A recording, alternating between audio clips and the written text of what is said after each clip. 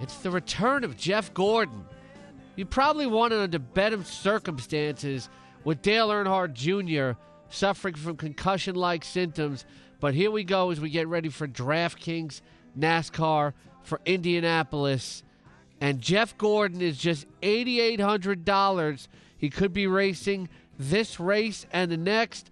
Sean Engel, how good is Jeff Gordon of a bargain this week in Indianapolis? It's his first race all year after he spent most of it in the broadcast booth.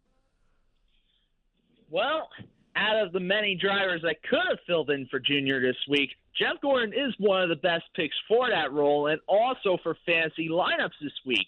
He's riding in familiar equipment and statistically is one of the best at Indy with 17 top 10 finishes and 5 wins. Combine that with a nice salary, and you got a pick that should be considered greatly this week. And I know you're excited because Gordon is your favorite all-time driver, isn't he? That is true. Very true. Yes, so be odd to see him in the number 88. But, hey, 8,800 for the number 88. That's interesting.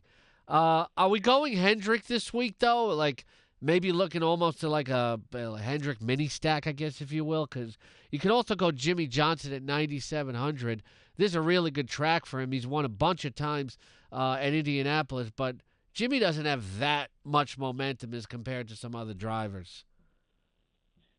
Well, while he may not have that much momentum in terms of the past few races, he does have momentum in terms of the past few Indianapolis races because he has an average finish of 10th in the last 3 Indy races, and he has the fastest average green flag speed out of all the drivers in the Sprint Cup Series right now. And Jimmy's just a pick you can't go wrong with this week. His price is under $10,000. He's finished well many times at Indy. Usually brings fast cars. I think he's at least guaranteed to bring home a solid finish this week. But I think if there's any track that Jimmy's going to come back in and make himself really look good for the chase, it's here at Indy, and he's going to try contending for the win. Kevin Harvick is $10,500. He's the most expensive driver on DraftKings this week. I don't feel like Kevin's kind of worth it. Well, Harvick has shown to be strong at Indy with 9 top 10 finishes in 15 starts. But like you said, his high salary at the same time, though, makes me think of him as a bit more of a tournament play. I do have to note, though, he has been performing pretty good for most of the season. So if I do start him as a tournament play, I can say that he's a more confident tournament play in order to actually do better than the average driver. All right. I'd rather spend for Kyle Busch, though, at $10,400. This is a good track for him. Oh, yeah. In fact, Kyle Busch is going to be the pick to play this week for fantasy lineups. The pick. He has 9 top 10 finishes in 11 starts and an average finish of 4.3 in the last 3 Indy races. Nobody has finished better than that within the past 3 Indianapolis races, and he is the defending race winner after all. I expect him to really earn a lot of fantasy points this week, and so all owners should start him. All right. Get your M&Ms while playing on DraftKings and go with Kyle Busch. What about his brother Kurt? Well, actually, it's Skittles this week. The Skittles this week? All right, get your Skittles. Yeah, as a Seahawk fan, I can go with that. Skittles, Marshawn Lynch. Kurt Busch, 9,400. How's the brother going to do? Well, Indy has never been one of Kurt Busch's best tracks, as evidenced by his average finish in 19th. And compared to other drivers around this price range, I just don't think he's going to pull off a top 10 finish again like he did last year. And as a result, I'm leaning towards avoiding him this week unless practice speeds sway me otherwise. Tony Stewart, some really good finishes lately. And this is Indianapolis. As a former open-wheel driver, he's got a lot of experience here, and he's 8,400.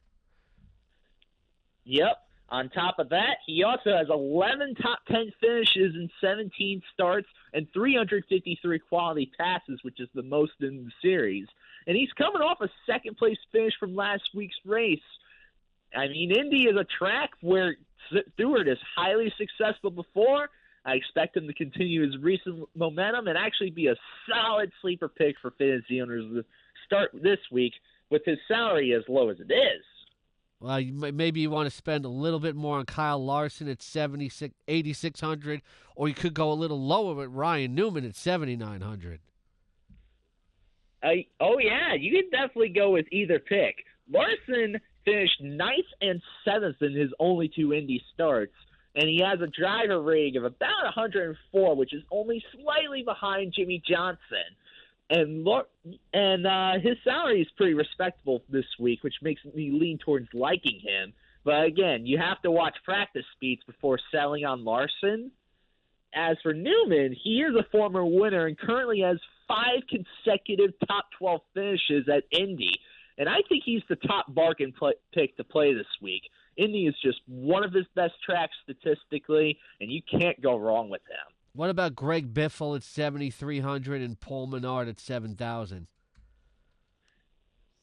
Well, Greg Biffle, he has 6 top 10 finishes in 13 starts and 62% last ran in the top 15. And Biffle and Roush Racing have steadily been improving their results over time this season, and I don't expect that to change at Indy, where Biffle is finished in the top 10 in almost half of his starts.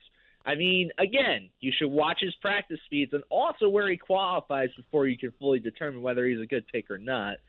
As for Paul Menard, he is a former winner, but he also has an average running position of 23rd. And apart from his one win, well, Menard's statistics haven't really shown a lot of promise at Indy.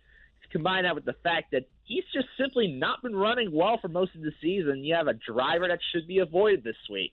What about Jamie McMurray at 7,400? And A.J. Allmendinger seems to jump out at me as a bargain at 7,100.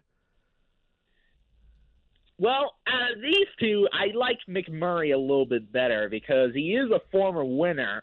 However, though, he hasn't finished better than 15th in the last 4 Indy races.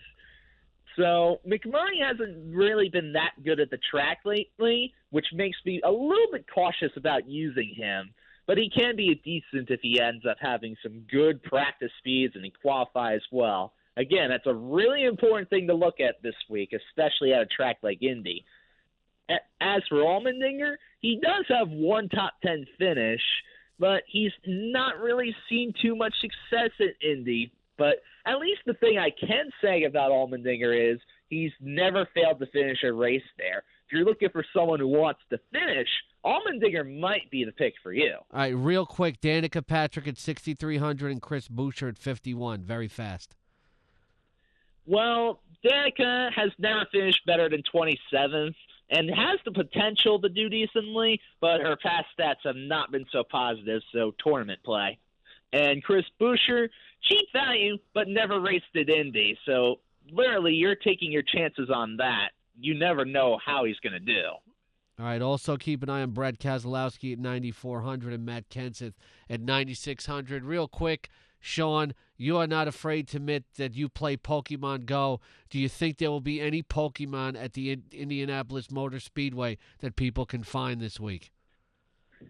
Oh, for sure. I can totally bet on that, especially because Pokemon are literally everywhere. Even in all sorts of sports stadiums and venues. They're everywhere. Yeah, the Philly Fanatic actually caught one this week, I think.